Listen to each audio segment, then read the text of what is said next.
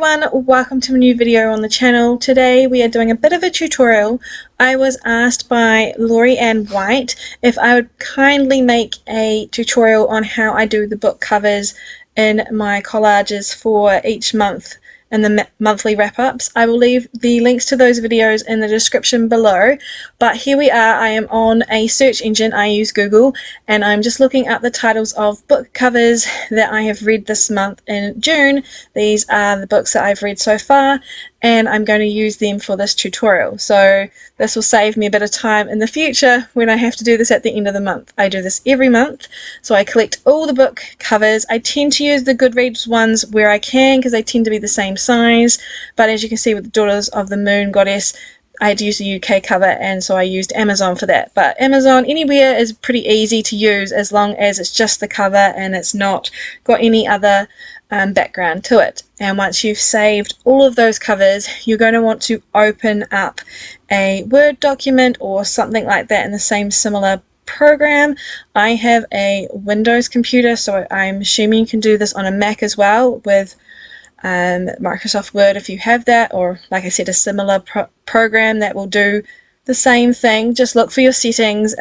This is pretty straightforward stuff, and once you've got your opened document, you can then put all the books that you've collected into that document. So with Microsoft Word, you simply just go to a new Word document, and then you look under Insert, which is up the top. I hope the camera is showing all of this, and the screen recording, sorry, and then you go to Pictures and this device, and then you add all of those books where you save them to onto the Word document, and then you're going to want to resize them. So I've found, for me personally, and the size of my Archer and Olive notebook, the best size for this size and positioning is 3.5 centimeters. So to do that, you go and right click on the cover, down to size and position, change it to 3.5 centimeters, hit enter, and do this 1,000 times over until all your books are the same height. I'm not too fussed about the width so much, but the height has to be the same because then it looks a bit cohesive. There's no books bigger than the others that stand out a mile because the height's all the same.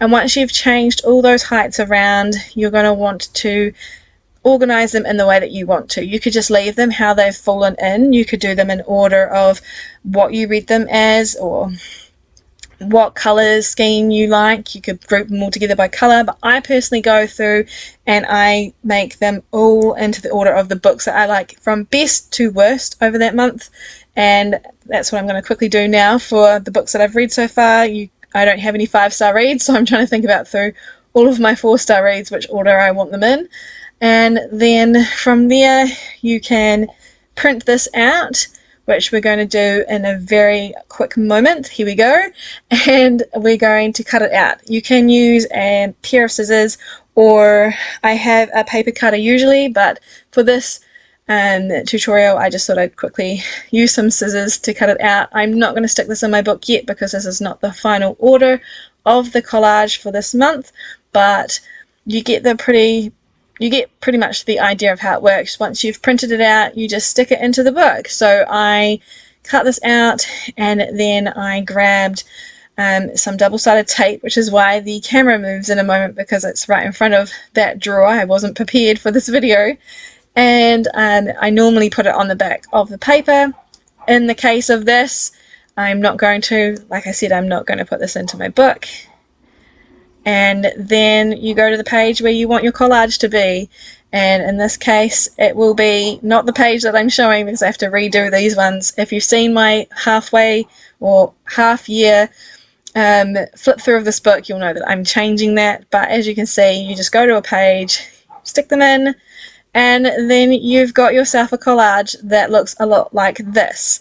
And I'm really glad that I was asked to do this. I am sorry for the dog that you might be hearing barking in the background, but I've filmed this a few times now, and I think we've got to the end and it's doing pretty okay now. Thank you so much for stopping by and checking out this video. It's very easy to do. I hope that you try and do a collage in your own bullet journal or reading journal alike, and thank you so much for stopping by today. Have a good day, everyone.